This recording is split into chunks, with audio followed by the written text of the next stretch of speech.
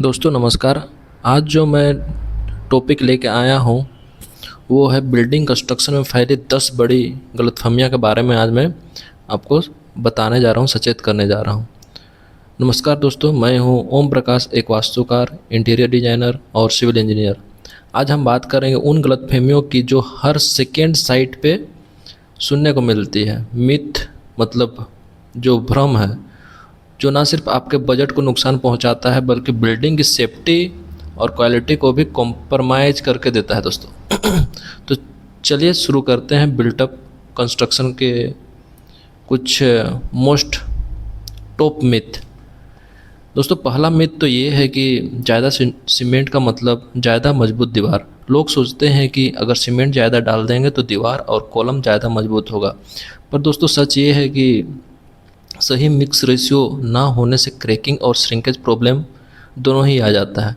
दूसरा मिथ ये है दोस्तों कि फाउंडेशन सिर्फ मिट्टी पे ही डिपेंड करता है, पर फाउंडेशन की गहराई और टाइप केवल मिट्टी ही नहीं, बिल्डिंग लोड, वाटर टेबल जैसे बहुत सारे फैक्टर पे डिपेंड करता है।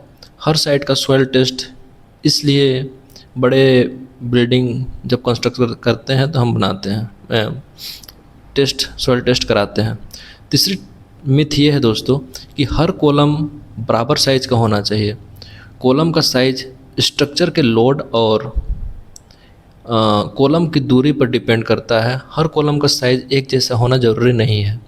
चौथा मिथ ये है कि जो क्यूरिंग मतलब पटवन जो है वो 2 या 3 दिन ही काफ़ी है, पर दोस्तों प्रॉपर क्यूरिंग कम से कम 7 से 14 दिन तक ज़रूरी होती है। जल्दी क्यूरिंग अगर हम बंद कर देते हैं तो कंक्रीट का स्ट्रेंथ कम हो जाता है।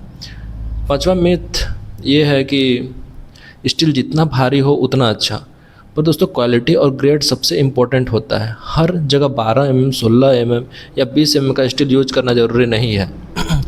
डिजाइन के अकॉर्डिंग ही सही होता है। छठा मिथ ये है कि कॉन्ट्रैक्टर की बात 100% सही होती है। कॉन्ट्रैक्टर का एक्सपीरियंस ज़रूरी है, लेकिन बिना इंजीनियर और आर्किटेक्ट के गाइडेंस के काम करना फ्यूचर प्रॉब्लम को दोस्तों क्रिएट कर सकता है। सातवां मिथ ये है कि नक्शा पास कराना एक फॉर्मेलिटी माना जाता है, पर दोस्तों अप्रूव बिल्डिंग प्लान जो बिना काम कराना इलीगल हो सकता है और फ्यूचर में इसे आपको नगर निगम या नगर परिषद जो है डिमोलिशन नोटिस तक दे सकता है। आठवां मिथ ये है कि दोस्तों बीम सिर्फ अर्थक्वेक को रोकने के लिए होता है, पर दोस्तों बीम का काम सिर्फ अर्थक्वेक को रोकना नहीं, ये लोड डिस्ट्रीब्यूशन का काम करता है और स्ट्रक्चर को स्टेबल रखने का काम करता है। नौवां मिथ ये है दोस्तों कि प्लिंथ लेवल जितना नीचे डालेंगे पैसा उतना बचेगा, पर ऐसा नहीं है। प्लिंथ लो रखने से वाटर लॉगिंग और डैम्प प्रूफिंग इश्यू आता है, लॉन्ग टर्म में ज़्यादा खर्चा होता है। 10वां मिथ ये है दोस्तों कि हर डिज़ाइन गूगल से मिल जाएगा, पर हर प्लॉट अलग अलग होता है। शेप, साइज, वास्तु, क्लाइमेट सब अलग होते हैं। कॉपी पेस्ट डिज़ाइन से घर बनेगा लेकिन क्वालिटी और कंफर्ट नहीं मिलेगा। दोस्तों हर मिथ को समझना और सही नॉलेज लेना बहुत ज़रूरी है, इसलिए हर डिसीज़न सोच समझ कर लें। आपका एरिया का लाइसेंस्ड इंजीनियर, सिविल इंजीनियर से ज़रूर सलाह या मशवरा लें।